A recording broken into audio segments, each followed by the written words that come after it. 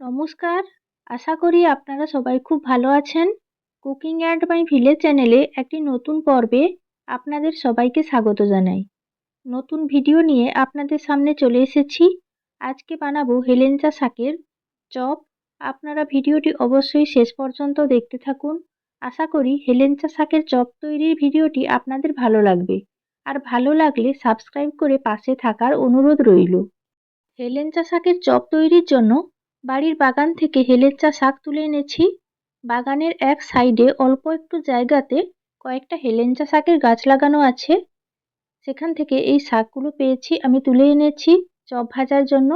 আর আজকে সন্ধ্যার সময় হেলেঞ্চা শাকের চপ খেতে খুব ইচ্ছে করছিল, তাই বাগান থেকে তুলে এনেছি। এবার শাকগুলোকে আমি ধুয়ে নেব আর বেছে নেব, পরিষ্কার করে নেব। কিছু সময় পর হেলেঞ্চা শাকগুলোকে পোকা আছে কিনা দেখে নিয়ে ভালো করে বেশ কয়েকবার পরিষ্কার জল দিয়ে ধুয়ে নিয়েছি, দেখতেই পাচ্ছেন। এই পর্যায়ে হেলেঞ্চা শাকের চপ তৈরির জন্য বাটিতে বেশ কয়েক রকমের উপকরণ নিয়ে নিচ্ছি পরিমাণ মতো বেসন আর চালের গুঁড়ি দেব, তাহলে হেলেঞ্চা শাকের চপগুলো বেশ মুচমুচে হবে।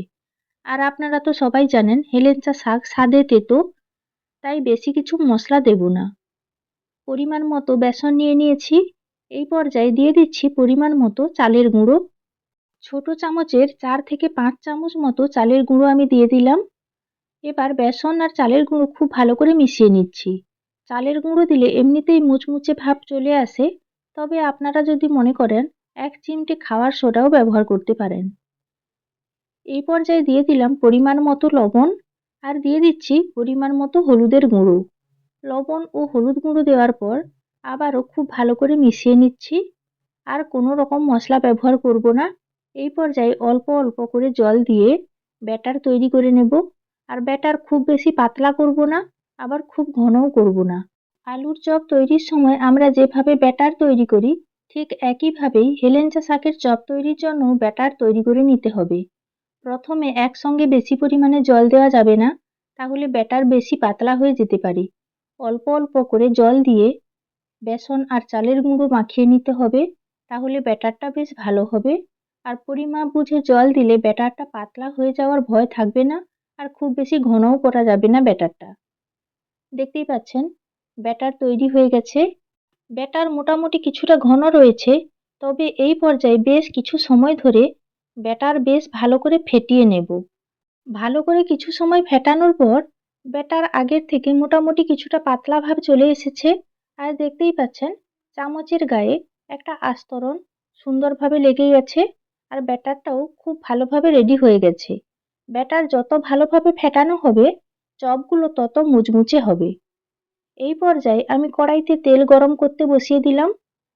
তেল গরম হতে থাক, সেই সময় আমি ব্যাটারটাকে আরও ভালো করে ফেটাতে থাকবো। তেল গরম হতে হতে ব্যাটারটা আবারও বেশ কিছু সময় ভালো করে ফেটিয়ে নিচ্ছি। আপনারা চাইলে 1 চামচ গরম তেল ব্যাটারের মধ্যে দিয়ে ভালোভাবে ফেটিয়ে নিতে পারেন, তবে আজকে আমি চালের গুঁড়ো দিয়েছি, তাই আমি গরম তেল আর ব্যাটারের মধ্যে দিচ্ছি না। খুব ভালোভাবে ফেটানো হয়ে গেছে ব্যাটার, আর তেলও ভালোভাবে গরম হয়ে গেছে। অল্প একটু ব্যাটার তেলের মধ্যে দিয়ে দিয়েছিলাম, খুব সুন্দর ভেসে উঠেছে আর তেলও ভালোভাবে গরম হয়ে গেছে। এই পর্যায়ে 4 থেকে 5টি হেলেঞ্চা শাকের ডগাকে এইভাবে ব্যাটারে খুব ভালো করে ডুবিয়ে নিচ্ছি। এক্সট্রা যে ব্যাটার লেগে আছে, ব্যাটারটা বাটিতে হালকা মুছে নিলাম। এবার গরম তেলের মধ্যে হেলেঞ্চা শাকের চপগুলো এক এক করে দিয়ে দিচ্ছি। এইভাবে বেশ কয়েকটা চপ আমি তেলের মধ্যে দিয়ে দিচ্ছি।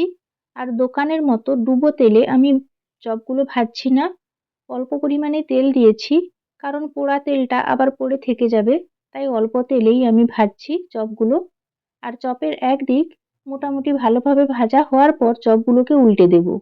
প্রথমে হুট করে আপনারা চপগুলোকে উল্টে দেবেন না, একদিক মোটামুটি ভালোভাবে ভাজা হওয়ার পর চপগুলোকে উল্টোবেন। কিছু সময় পর দেখতেই পাচ্ছেন চপের উপরের দিকটা জমে গেছে। এই পর্যায়ে চপগুলোকে আমি ধীরে ধীরে উল্টে দিচ্ছি। আর উল্টানোর পর দেখতেই পাচ্ছেন যে অংশটা তেলের মধ্যে ছিল মোটামুটি ভালোভাবে ভাজা হয়ে গেছে।